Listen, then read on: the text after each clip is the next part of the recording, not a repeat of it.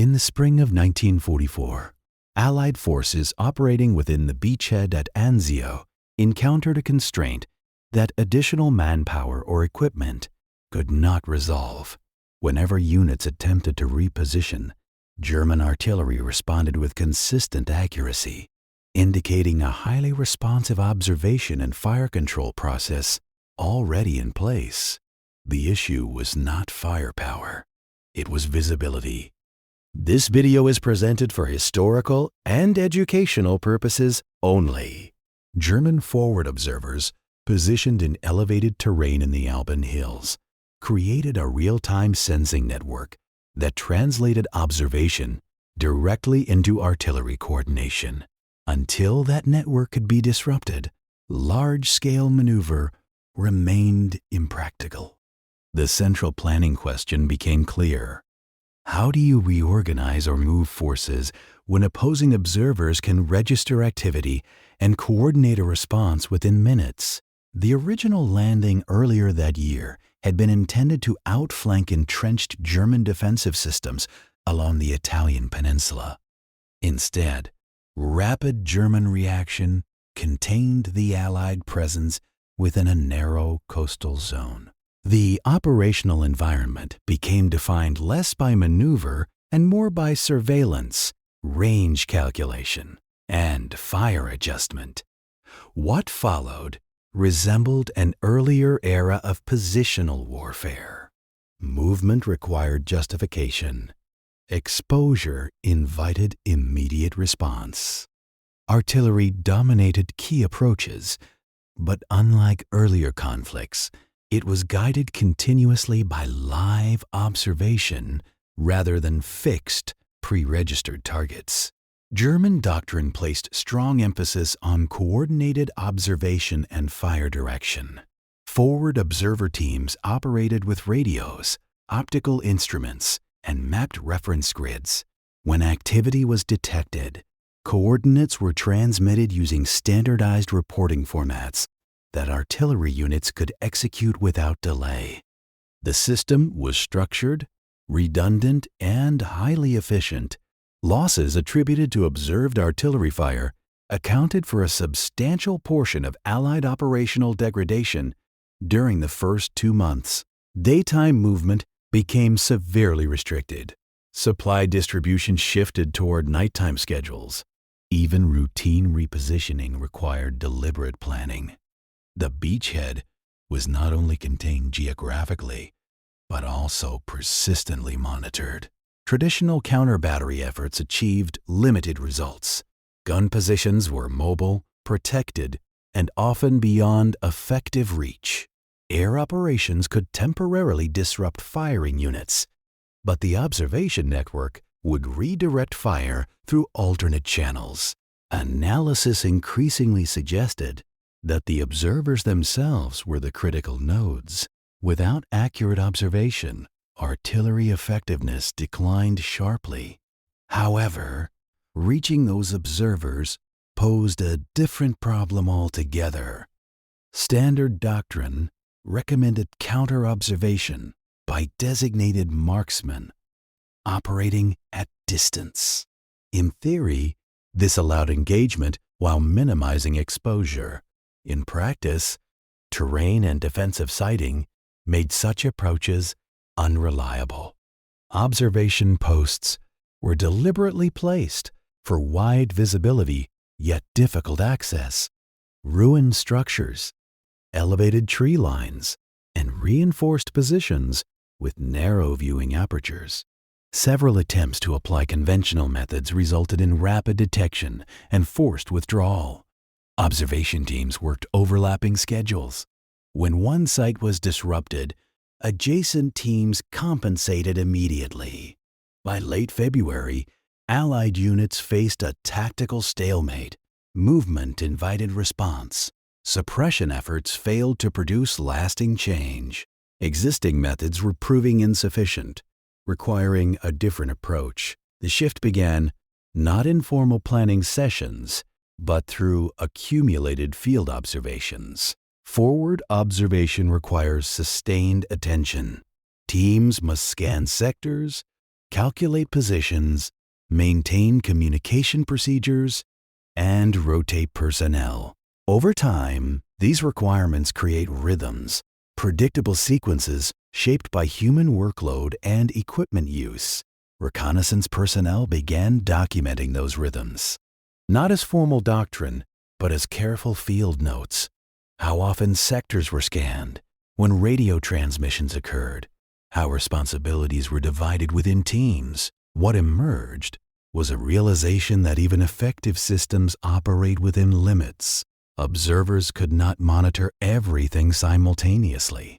Their attention had to be allocated, and allocation creates intervals of reduced awareness elsewhere.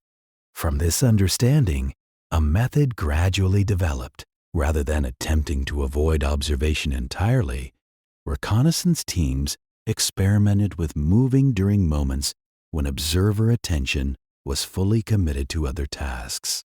This approach required prolonged study of individual positions. Each team operated differently depending on personnel, equipment, and terrain. Success depended on understanding the actual routine of a specific site rather than relying on general assumptions. Movement was synchronized with environmental factors that masked sound or motion. Wind interacting with damaged structures, distant mechanical noise, or ongoing artillery activity. The objective was not silence, but blending with existing background conditions. Reconnaissance elements tested these ideas cautiously, refining them through repeated activity. Some teams succeeded in approaching significantly closer to observation sites than doctrine typically advised, documenting layouts and reporting patterns. The intelligence gained proved useful. It also suggested the possibility of interrupting observation directly by disabling equipment and preventing further reporting. This represented a notable departure from established roles. Reconnaissance doctrine emphasized information gathering, not direct interference. The risk calculations differed substantially. Nonetheless, field evidence showed that observation networks, while effective, could be disrupted if approached with patience, preparation, and detailed understanding of their routines. In mid-March, several observation sites within one sector ceased functioning over a short period. Communication from those locations stopped, and coordination across that portion of the network declined noticeably.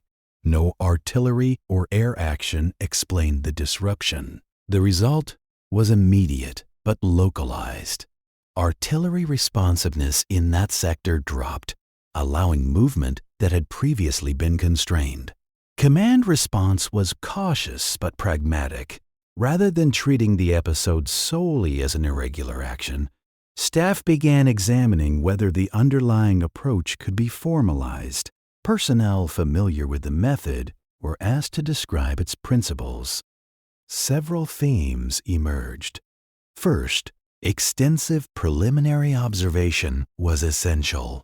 No approach could succeed without understanding the specific behavior of the target site. Second, patience outweighed speed. Extended preparation reduced the likelihood of detection far more effectively than rapid execution. Third, situational awareness had to extend beyond the immediate objective to include adjacent positions, patrol activity, and terrain visibility. Fourth, withdrawal planning required equal attention, as conditions could change unpredictably. Training programs were established using simulated observation posts staffed by Allied personnel following documented German procedures. Early exercises produced frequent detection, demonstrating how sensitive observers were to unplanned movement.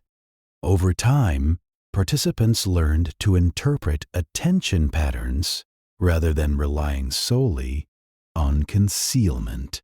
By the fourth week of training, teams could consistently approach test positions without triggering simulated response. Operational use resumed cautiously in late April against newly established observation sites, affecting Allied preparations for a larger offensive. Small teams conducted multi-day studies of their assigned targets before acting.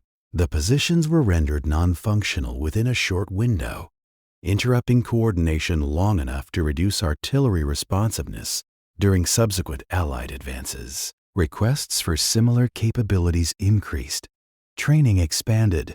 Specialized reconnaissance sections incorporated these practices as part of broader deep observation and counter-observation efforts. German forces adapted by adding local security, altering routines, and introducing early warning measures. These adjustments required continuous reassessment as the effectiveness of the approach depended on studying new patterns rather than bypassing static defenses. The tactical impact accumulated gradually. Artillery coordination became less consistent. Allied planning regained flexibility. Movements once considered impractical became achievable with reduced disruption. These developments resulted from multiple factors, but after-action analyses frequently cited degradation of observation capability as a contributing element. The development of these methods involved operational risk typical of deep reconnaissance activity. Some missions failed to reestablish contact as planned, particularly when security measures changed or assumptions proved inaccurate. These outcomes reinforced the need for deliberate preparation and limited application. Recognition for the work remained minimal at the time.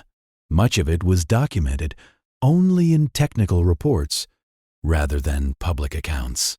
After the war, the episode received relatively little attention compared to larger strategic developments. Yet its implications were broader than the specific campaign. The experience demonstrated that surveillance systems, no matter how carefully designed, are shaped by human routines.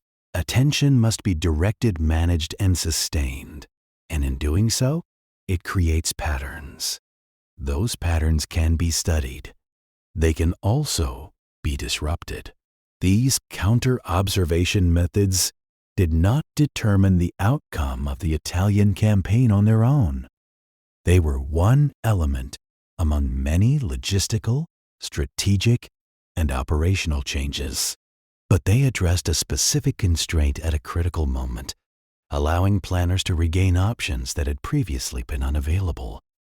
For historians, the episode offers insight into how military organizations adapt under pressure, not only through new equipment or formal doctrine, but through close analysis of how existing systems actually function in practice.